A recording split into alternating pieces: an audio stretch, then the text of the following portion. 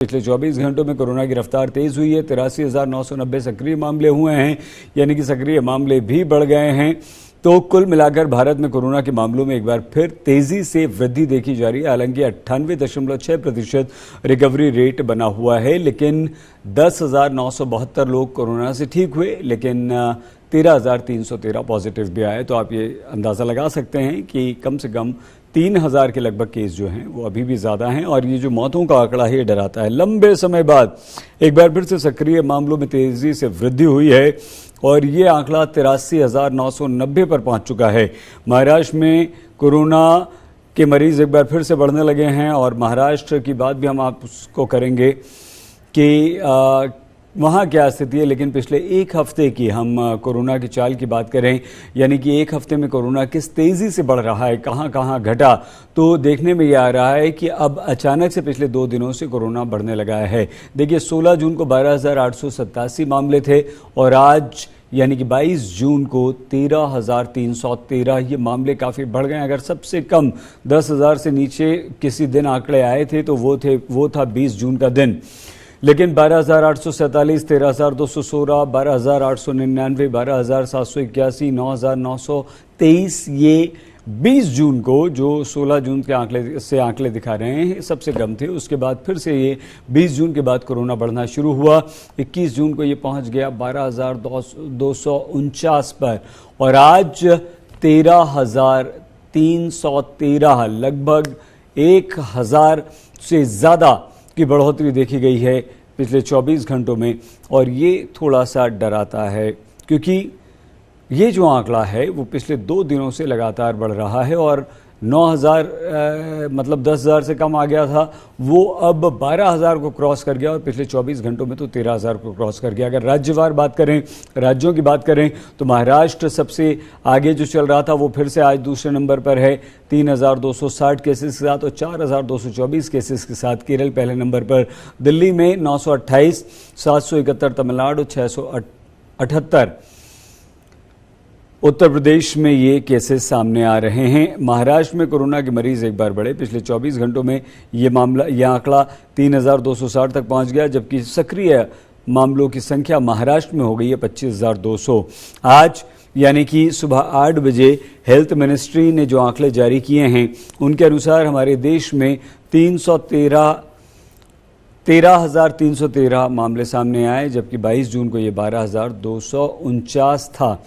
अब राज्यों में किस तरह से ये रफ्तार बढ़ती हुई देखी जा रही है। कौन से राज्य, 2 ही राज्य हैं, केरल और महाराष्ट्र, जो सबसे आगे और पीछे चल रहे हैं।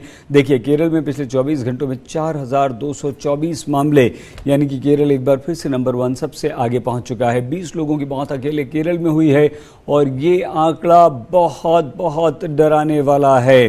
केरल में पॉजिटिविटी रेट 16.69% है। तो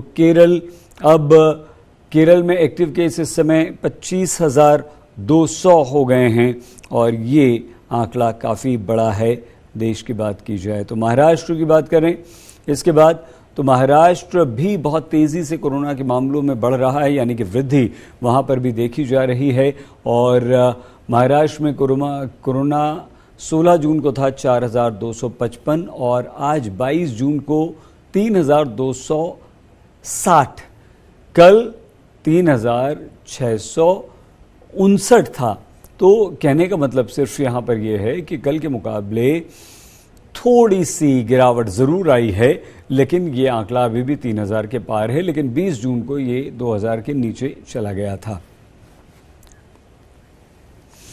आइए आपको सीधे लिए चलते हैं। हमारी संवाददाता मिलन शर्मा इस वक्त हमारे साथ जुड़ चुकी हैं। मिलन, लगातार कोरोना पर रिपोर्ट कर रही हैं। हर वेव में वो कोरोना को लेकर वरिष्ठ अधिकारियों से, डॉक्टर से, हॉस्पिटल्स का दौरा करती रहीं, उनसे मिलती रहीं। ये जो आंकड़ा लगातार बढ़ा है और पिछले 2 दिनों से हम जो तेज़ी देख रहे हैं मिलन, इसका कारण क्या है?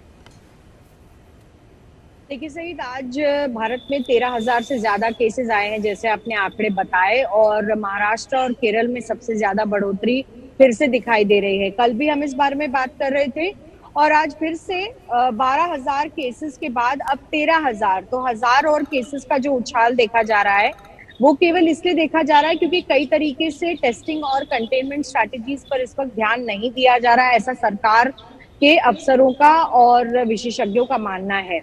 इसी को संज्ञान में लेते हुए आज केंद्र स्वास्थ्य मंत्री मनसुख भाई मंडाविया ने दिल्ली में एक बैठक बुलाई, जिसमें जो स्वास्थ्य कर्मी हैं और देखभाल के एक्सपर्ट्स हैं और यूनियन हेल्थ सेक्रेटरी भी इस मीटिंग में शामिल हुए। 2:30 बजे ये मीटिंग थी और इस मीटिंग में वो सारे विषयों पर चर्चा की गई है, जिसको लेकर अब भारत में कोविड को लेकर चिंताजनक स्थिति पैदा हो सकती है, क्योंकि लगातार जो है केसेस के जो आंकड़े हैं वो बढ़ते दिखाई दे रहे हैं। आगे आने वाले समय में हम देख सकते हैं कि अगर 15,000 या 20,000 से ज्यादा केसेस के तरफ हम चले जाएं तो भारत में फिर से हो सकता है कई तरीके की रिस्ट्रिक्शंस यानी कि प्रतिबंध लग सकते हैं भारत सरकार की तरफ से भी। और क्योंकि राज्यों को बार बार चिट्ठी लिखकर ये बताया गया है कि आप सर्वेलेंस और कंटेनमेंट करें, लेकिन वो नहीं की जा रही है, इसी कारण से आज जो है ये स्पेशल जो बैठक है ये बुलाई गई थी दिल्ली में।